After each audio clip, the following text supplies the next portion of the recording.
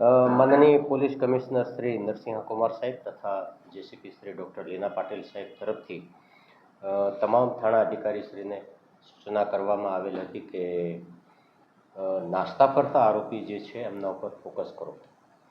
જે અનુસંધાને જવાહરનગર પોલીસ સ્ટેશનની પોલીસ ઇન્સ્પેક્ટર અને એમની ટીમ 16 વર્ષથી એક 302નો આરોપી જે નાસ્તો કરતો હતો એમને તેલંગાણાના નાલાકોંડા જિલ્લામાંથી લઈ આવેલ છે.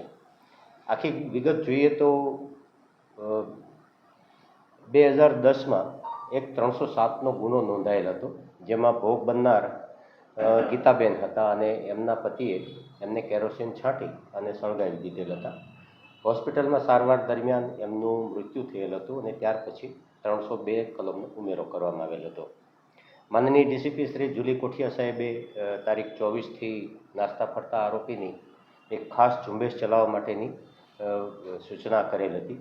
જે અનુસંધાને તમામ પોલીસ ઇન્સ્પેક્ટર અને તેમની ટીમોને અત્રેની ઓફિસથી સેન્સિટાઇઝ કરવામાં આવેલ હતા.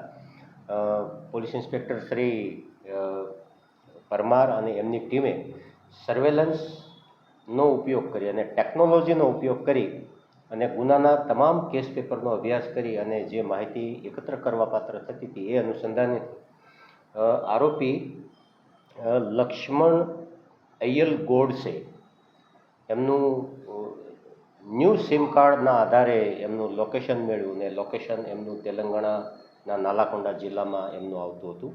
એક ટીમને ત્યાં રવાના કરી અહીંયા પણ એમને એક્સરસાઇઝ ચાલુ રાખી અને પિન પોઈન્ટ લોકેશનના આધારે આરોપીને ત્યાં પકડી પાડવામાં આવેલ હતું અને આજરોજ પોલીસ સ્ટેશન લાવી એમની અટક કરવામાં આવેલ છે.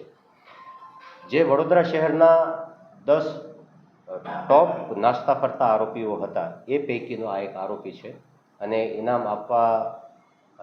પણ જાહેર થયેલું છે જેમના માટે એ આ આરોપી છે. આ અનુસંધાને જવાહરનગરની ટીમ અને પોલીસ ઇન્સ્પેક્ટરશ્રીએ ખૂબ જ અથાગ પ્રયત્નો કરેલા છે અને એમને એમાં સફળતા મળી છે. સાહેબ, 16 વર્ષ પહેલાનો આ ગુનો છે, એ વખતે કેવો દેખાતો છે, હમણાં અલગ કઈ દેખાય છે?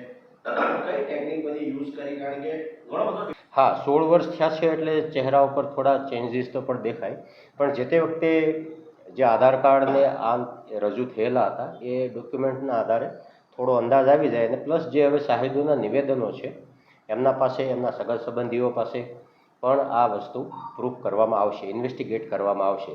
જે તે વખતે ભોગ બનનાર હતા એ જીવતા હતા એટલે એમના સસરાએ ફરિયાદ આપી છે, ભોગ બનનારના પિતાશ્રીએ. પિતાશ્રી હયાત નથી પણ એમના બીજા રિલેટિવ્સ જે છે એમના દ્વારા પણ ઓળખપરખ થઈ શકે.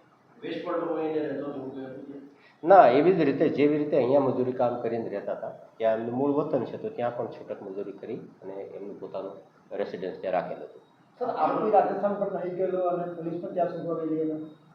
હા, આરોપી ઘણી જગ્યાએ રોકાયેલો હશે પણ મૂળ વતનમાં એમનું જ્યારે લોકેશન મળ્યું છે તો એક સ્થાનિક હોલ્ડ કરીને કામ કરી શકે એવી ટીમને ઓલરેડી 4 દિવસ પહેલાં અમે રવાના કરી દીધી હતી. આપ માનો છો કે આ ખૂબ સરાહનીય કામગીરી છે, કારણ કે વર્ષોથી શોધતા હતા અને કદાચ હમણાં સીપી સાહેબે કીધું છે એટલે વધુ મહેનત કરી, એટલે ક્યાંક ને ક્યાંક આ બહુ મોટી. હા, બિલકુલ. માનનીય કમિશનર સાહેબ શ્રી પોતે આ બાબતે બહુ પંક્ચ્યુઅલ છે અને નાસ્તા ફરતા આરોપીઓને પકડવા માટેની એક એવી ઝુંબેશ ચલાવવા માટે એમને સૂચના કરી હતી અને એ આરોપીઓ કોર્ટમાં જાય અને કન્વિક્શન રેટ વધે એવો પણ એક સાહેબનો એપ્રોચ છે.